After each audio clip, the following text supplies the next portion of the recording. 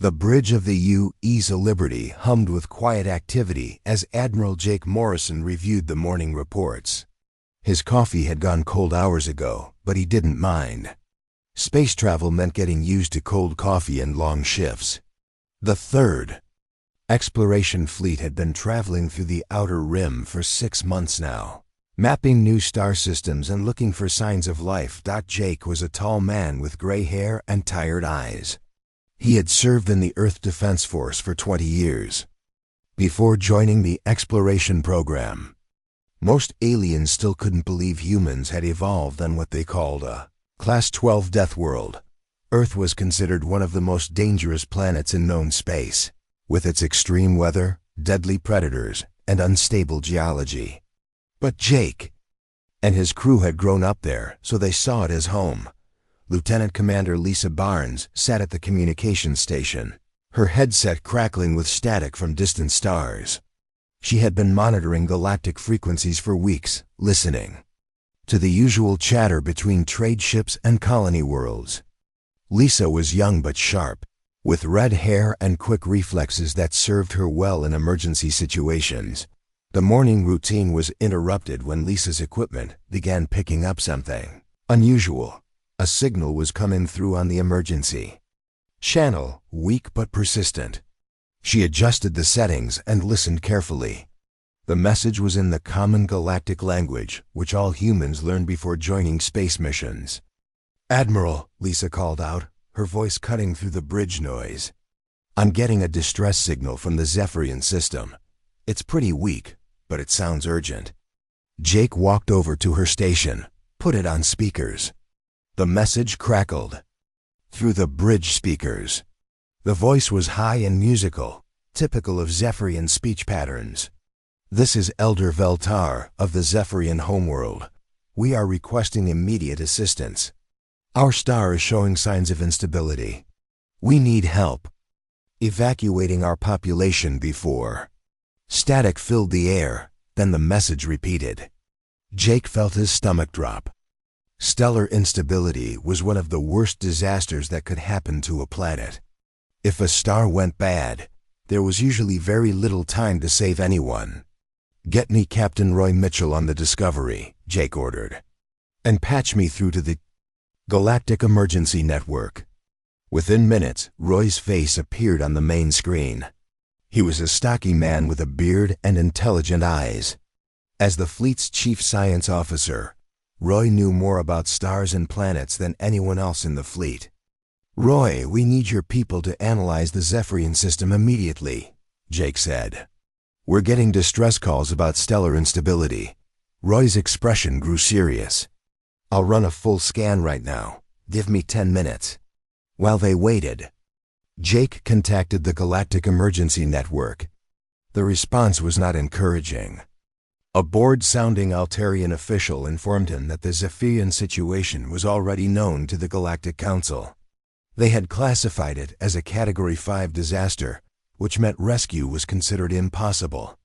"The radiation storms and gravitational fluctuations make it too dangerous for normal rescue operations," the official explained. "We estimate that any ship attempting to enter the system would be destroyed within hours." Jake ended the call and stared at the star map. The Zephyrian system was marked in red, indicating extreme danger. He had never met a Zephyrian personally, but he knew they were peaceful plant-eaters who had never hurt anyone. They were famous throughout the galaxy for developing new farming techniques that had helped feed dozens of worlds. Roy's voice came through the speakers again. "Jake, you need to see this data." The science officer's face appeared on screen, and he looked worried. Behind him, Jake could see other crew members working frantically at their stations. "The Zephyrian star is collapsing faster than normal," Roy explained. "Based on our readings, it's going to go supernova within 72 hours, maybe less." "How many people are we talking about?" Jake asked. "According to our files, the Zephyrian homeworld has about 6 million inhabitants. They're mostly concentrated in agricultural communities across 3 continents. Jake felt the weight of the situation settling on his shoulders. 6 million. lives, and the Galactic Council had already written them off as lost. He looked around the bridge at his crew. These were good people, trained for exactly this kind of emergency. But they were also human, which meant they came from a world that most aliens considered a nightmare. Chief Engineer Pete Johnson's voice crackled over the intercom. "Admiral, I've been listening to the chatter. If we're thinking about going into that system, I need to tell you something. Our ships are built tough because we come from Earth, but even we're not designed for this kind of punishment. The radiation alone could kill us all." Jake nodded. Pete was right to be concerned. Human ships were built stronger than most alien vessels because they had to survive Earth's harsh environment during construction and testing. But the Zephyrian system was becoming a death trap that would challenge even their advanced technology. Dr. Maria Santos, the fleet's expert on alien biology, spoke up from her station. "Admiral, I've been reviewing Zephyrian physiology. They're very fragile compared to humans. The radiation that would make us sick would kill them in minutes. If we go in there, we'll need to work fast." Jake stood in the center of the bridge, feeling the eyes of his crew on him. 300 humans under his command, all waiting for his decision. He thought about the Zephyrian families gathering in terror as their sun prepared to explode. He thought about the Galactic Council's cold dismissal of their lives.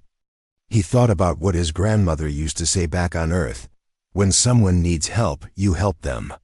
That's what makes us human." "Lisa, open a channel to all ships in the fleet," Jake said quietly. "Channel open, sir." Jake took a deep breath. "This is Admiral Morrison to all vessels. We have a situation in the Zephyrian system. 6 million people are about to die because their star is going supernova. The Galactic Council says rescue is impossible.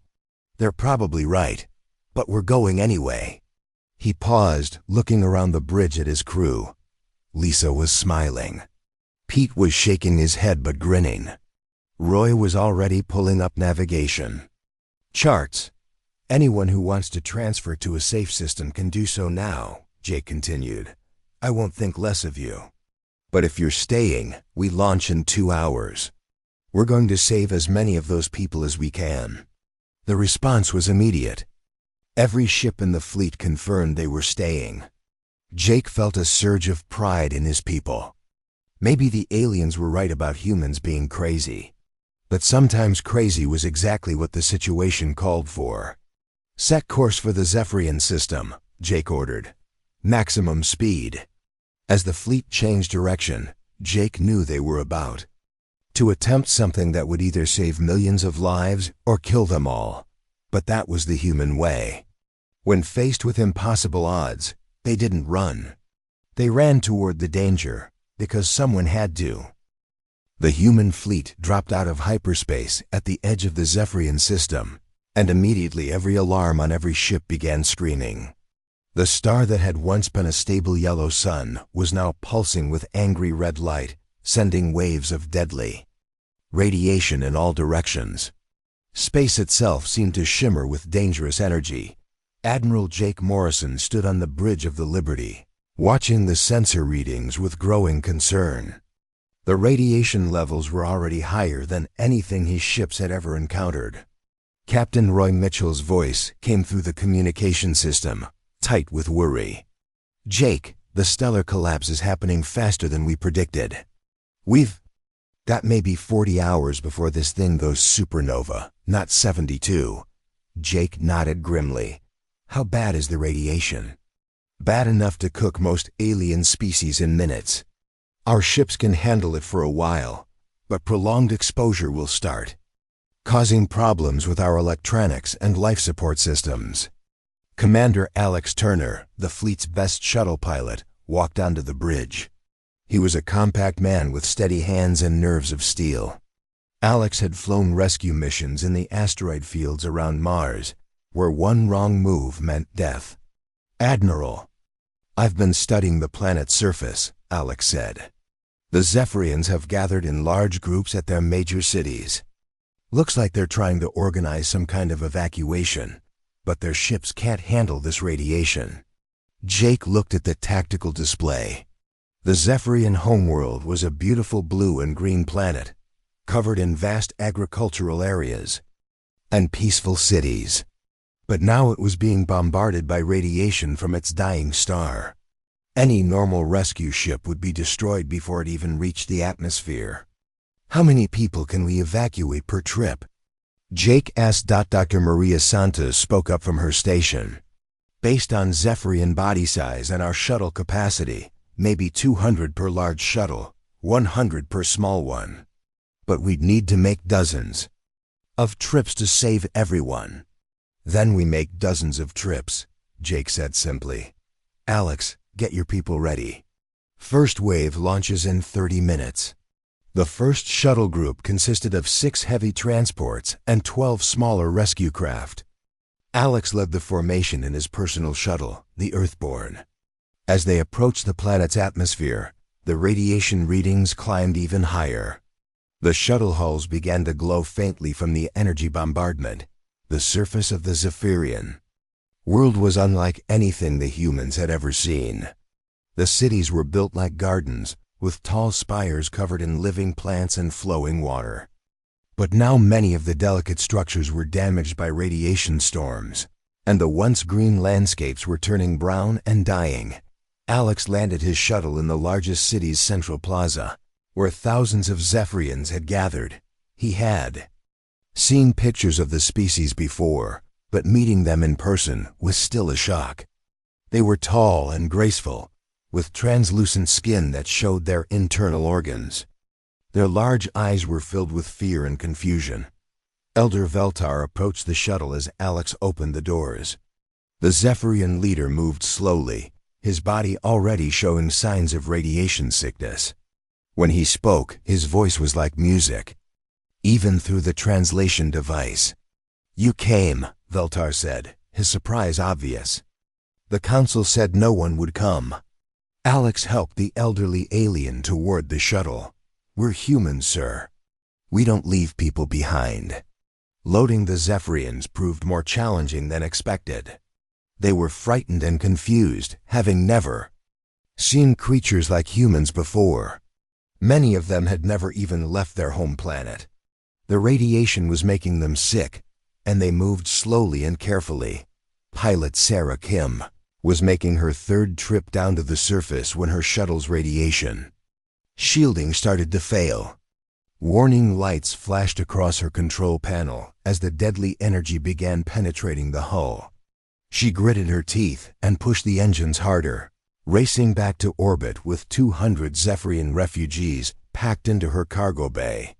This is Kim, she radioed to the fleet. My shields are down to 30% and dropping. Hull temperature is rising fast. Get back up here now, came the reply from the Liberty. We'll have repair crews standing by. Back on the planet's surface, Marine Sergeant Tom Baker was organizing the evacuation sites. He was a big man with a loud voice who had served in combat zones on 3 different worlds. But this was different from any military operation he had ever seen. Keep the lines moving, Tom shouted to his squad.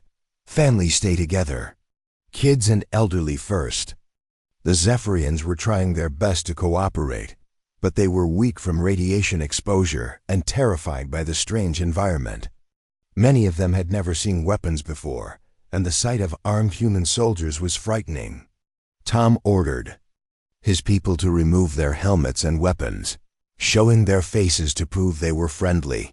Lieutenant Dan Foster and his engineering team were working frantically to modify Zephyrian civilian ships. The alien vessels were beautiful but fragile, designed for peaceful exploration rather than survival in dangerous conditions. Dan's people were stripping radiation shielding from human supply containers and welding it to the alien hulls. These ships are like paper, Dan muttered as he worked. How do they survive in space at all? His assistant, technician Kelly Ross, looked up from her welding torch. They don't need heavy shielding, sir. Most of their space is safe and peaceful. They've never had to deal with anything like this. Each modified Zephyrian ship could carry about 500 refugees, but the modifications took hours to complete. Time was running out as the star continued its violent collapse. Commander Rachel Stone was coordinating the evacuation from orbit when the star sent out its largest flare yet. The wave of energy hit the planet like a hammer, knocking out power grids, starting fires across the surface. Several human shuttles were caught in the radiation storm, their hulls glowing white-hot as they struggled to climb back to space. "All shuttles, this is Stone," Rachel broadcast. "We're seeing major stellar activity. All surface teams need to wrap up operations and get back up here now." But there were still millions of Zephyrians on the surface, and only hours left before the star exploded. The human crews were exhausted, their ships were damaged, and the radiation was getting stronger by the hour. Many of the aliens were too sick to move, lying in the streets where the energy storms had caught them. Alex Turner made one last trip down to the surface, his shuttle barely holding together. The city was nearly empty now, but he could see small groups of Zephyrians still hiding in the buildings, too weak or too scared to come out. "This is Turner," he radioed to the fleet. "I've got maybe 50 more down here, but they're in bad shape. I don't know if they can survive the trip up." "Doctor," Santos answered immediately. "Bring them up anyway, Alex. We'll do what we can." As Alex's damaged shuttle climbed away from the dying planet, he looked back at the surface. They had saved over 2 million Zephyrians, far more than anyone had thought possible. But there were still 4 million people down there, and the star was about to explode. The fleet hung in space above the doomed world, their holds packed with refugees and their hulls scarred by radiation. They had done the impossible, but it wasn't enough. Admiral Morrison stared at the tactical display, knowing he had to make the hardest decision of his career. There was time for one more rescue mission, but it would mean risking every human life in the fleet. Admiral Jake Morrison stood alone in his quarters, staring out at the dying star through the small porthole. The red giant pulsed with violent energy, sending waves of radiation that made the space around it shimmer like heat waves on a summer day. Back on Earth, 4 million Zephyrians were still on the planet below, hiding in underground shelters that would not protect them when the star exploded. The door chimed, and Chief Science Officer Roy Mitchell entered without waiting for permission. His face was grim, and he carried a datapad filled with calculations that Jake did not want to see. "How long do we have?" Jake asked without turning around. 6 hours, maybe 8 if we're lucky," Roy replied. "The star's core is collapsing faster than our models predicted. When it goes, the explosion will be visible from 3 sectors away." Jake nodded slowly. He had been expecting this news, but hearing it still felt like a punch to the stomach. "What about the safe jump distance?" "We need to be at least 2 light hours away when the supernova happens, or the radiation will cook us even through our shields. That means we have to leave in the next 4 hours if we want to survive. And if we stay for one more rescue run?" Roy was quiet for a long moment. "We would have maybe 30 minutes to get everyone off the surface and jump to safety. The timing would have to be perfect. One mistake, one delayed shuttle, and we all die." Jake turned to face his old friend. "What are the chances of success? Honestly, maybe 20%. The radiation is getting worse every hour. Our ships are already damaged, and the planet's surface is becoming unstable. We're asking our people to fly into hell and back in 30 minutes. The Admiral walked to his desk and sat down heavily. 20% odds of saving 4 million lives, against 100% odds of losing his entire fleet. It was not a choice any commander should have to make. The door opened again, and Chief Engineer Pete Johnson entered, followed by Dr. Maria Santos and Commander Rachel Stone. Jake looked at their faces and knew they had been talking about the situation. "We've been discussing some options," Pete said. "There might be a way to buy us more time. I'm listening." Pete activated the room's holographic display, showing a diagram of the Zephyrian star system. We can use our ship's emergency antimatter reserves to create a temporary barrier around the star. It won't stop the supernova, but it might contain the initial burst long enough for us to finish the evacuation. Dr. Santos leaned forward. The antimatter detonation would create a shell of charged particles around the star. Think of it like a bubble that slows down the explosion for a few minutes. How many minutes? Jake asked. Maybe 10, if we're lucky, Rachel said. But that's 10 minutes we don't have right now. Jake studied the plan. It was crazy dangerous, and would use up their emergency fuel reserves. If something went wrong, they would be stranded in the system when the star exploded. But it might work. What do we need to make this happen? Every ship in the fleet would have to contribute there. Antimatter reserves, Pete explained.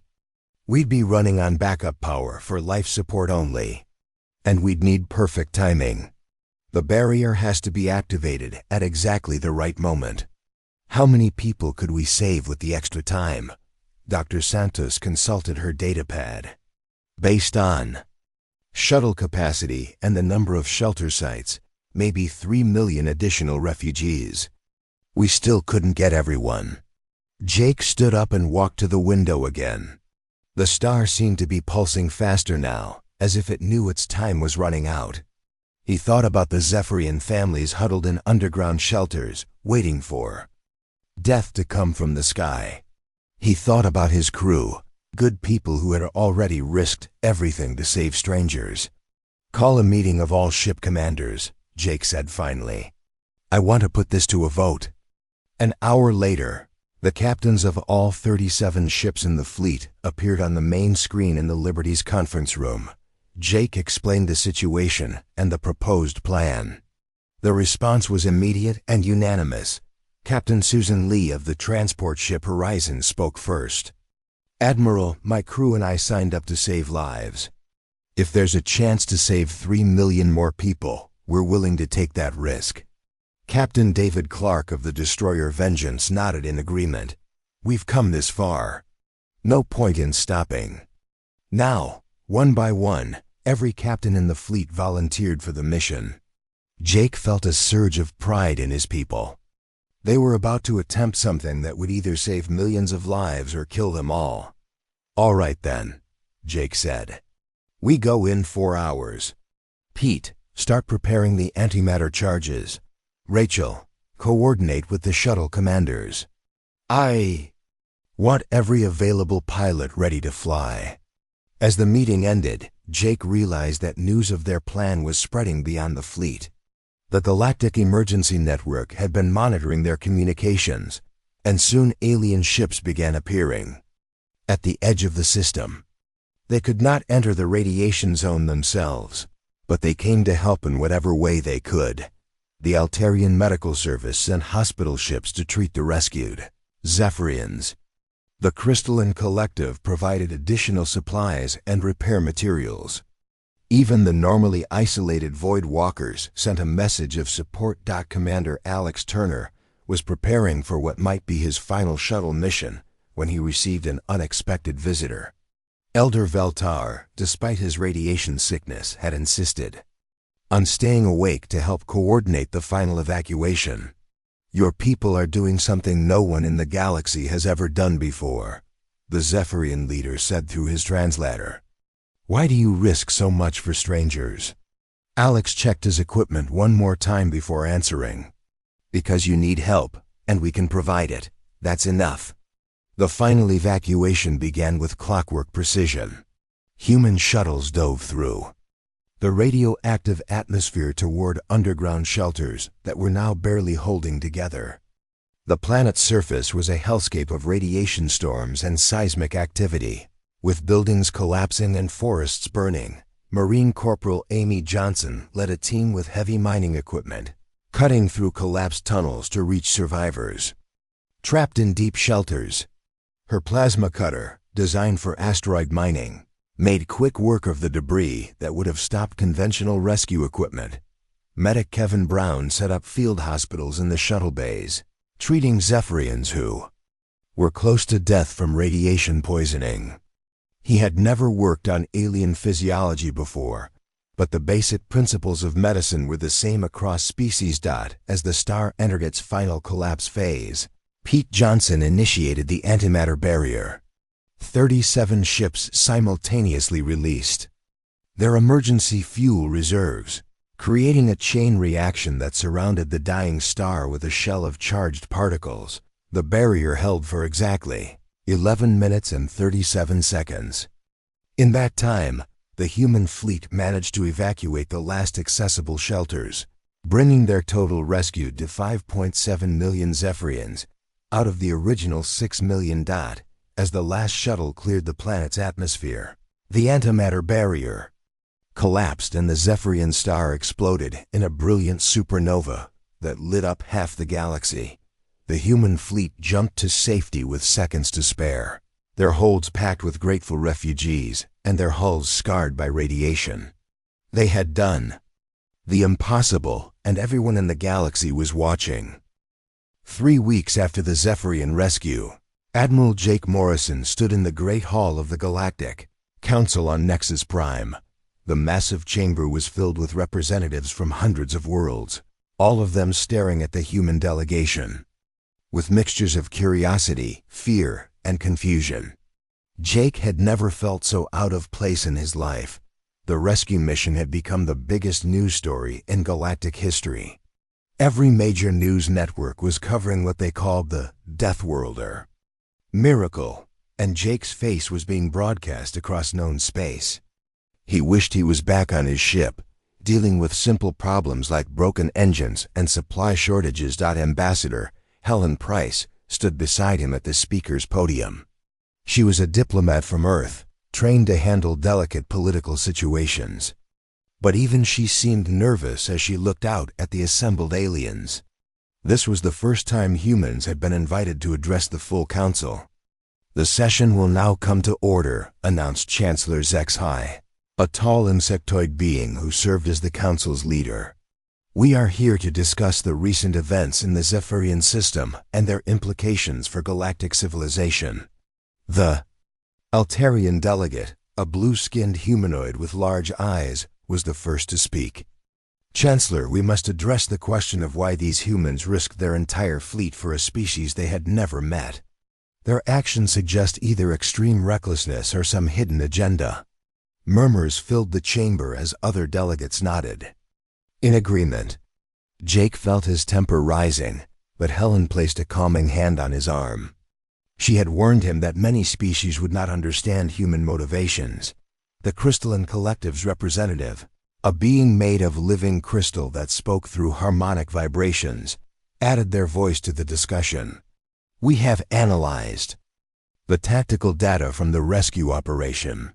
The humans used strategies that no rational species would consider. They deliberately entered a lethal radiation zone with no guarantee of survival." "Perhaps," suggested the delegate from the void, "Walker Empire. This represents a new form of territorial expansion. By saving the Zephyrians, the humans have gained a grateful ally." Jake started to respond, but Elder Veltar rose from his seat in the visitor section. The Zephyrian leader was still weak from radiation exposure, but his voice carried clearly through the chamber's translation systems. "If I may speak, Chancellor," Veltar said, "I was there when the humans arrived. I spoke with their leaders and their soldiers. They asked for nothing in return for their help. When I asked Admiral Morrison why they came, he said simply, 'Because you needed help.' That was all." The chamber fell silent. Jake could see the confusion on the faces of the alien delegates. The concept of helping strangers without expecting anything in return was difficult for many species to understand. Dr. Carl White, Earth's leading expert on alien cultures, stepped forward to address the council. He was an older man with gray hair and kind eyes, someone who had spent his career studying how different species thought and acted. "Honored delegates," Dr. White began, "I believe the confusion stems from a fundamental difference in evolutionary backgrounds. Most of your species evolved on what humans call garden worlds. Peaceful planets with stable climates, abundant resources, and few natural dangers. Cooperation was helpful but not essential for survival. He activated a holographic display showing images of Earth. The aliens gasped at the scenes of hurricanes, earthquakes, volcanic eruptions, and predatory animals. Humans evolved on what you classify as a Class 12 death world, Dr. White continued. On Earth, survival often depended on helping others, even at personal cost. Those who worked together lived. Those who didn't died. Over millions of years. This shaped our fundamental nature. The Altarian delegate interrupted. But surely this would make humans more aggressive, not more helpful. Actually, the opposite is true, Dr. White explained. Aggression within the group was counterproductive. Humans who helped their neighbors survived disasters better than those who acted alone. What you see as reckless heroism, we see as normal behavior. Chancellor Zexhai leaned forward in his chair. Are you saying that humans will always act this way? That they will risk their own safety for strangers? Jake decided it was time to speak for himself. He stepped up to the podium, feeling the weight of hundreds of alien eyes upon him. Your Honor, my people aren't perfect. We make mistakes, we argue among ourselves, and we don't always do the right thing. But when someone needs help, and we have the ability to provide it, we try. That's just who we are. He paused, looking around the chamber. The Zephyrians didn't ask us to save them. We could have ignored their distress signal and continued on our mission. But 6 million people were about to die, and we had ships that could survive the radiation. So we went, even though you might have died? Asked the Crystalline Collective. Even though we might have died, Jake confirmed. Because that's what you do when people need help. The debates continued for hours, but the outcome was already clear. Elder Veltar made a surprising announcement that shocked everyone in the chamber. The Zephyrian survivors did not want to resettle on a council world. Instead, they requested permission to join the human colonial fleet and help establish a joint settlement. We want to learn from the people who saved us, Veltar explained. We want to understand what drives such courage and compassion. 6 months later, Jake stood on the observation deck of the Liberty, watching the construction of New Zephyr Colony. The planet was a beautiful world in human space, with vast oceans and fertile continents. Zephyrian agricultural experts were working alongside human engineers to build something neither species could have created alone. The colony was thriving. Zephyrian children played in the gardens with human children, learning each other's languages and customs. The adults worked together on projects that combined human determination with Zephyrian wisdom. It was becoming a symbol of what cooperation could achieve. Lieutenant Lisa Barnes approached him with a message pad. Admiral, we're getting reports from across the galaxy. 3 more species have requested human assistance with emergency situations. Jake read the reports.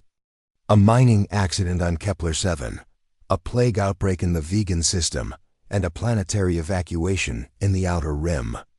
All situations that other species considered too dangerous to handle. What do you think, Lisa? Jake asked.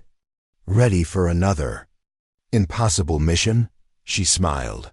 Always, sir. That's what we do. News networks across the galaxy were already calling it the Deathworlder Protocol. When disasters struck and conventional rescue efforts failed, the call would go out to the human fleet. They were the ones who ran toward danger when everyone else ran away. Jake looked back at the colony, where Zephyrian and human families were building a new life together. The galaxy was changing, and humans were finding their place in it. Not as conquerors or traitors, but as the ones who helped when help was needed most. A new emergency signal began broadcasting on the galactic networks. Jake listened to the message, then turned to Lisa. Set course for the Tau Ceti system, he ordered. Full speed. Sir, that's right in the middle of an ion storm, Lisa pointed out. I know, Jake replied. but someone needs help. As the Liberty and her sister ships jumped to hyperspace, heading toward another impossible rescue mission, the galaxy watched and wondered. The humans had shown them something new, that sometimes the greatest strength came not from weapons or technology, but from the simple willingness to help a stranger in need. The age of the Deathworlder heroes had begun.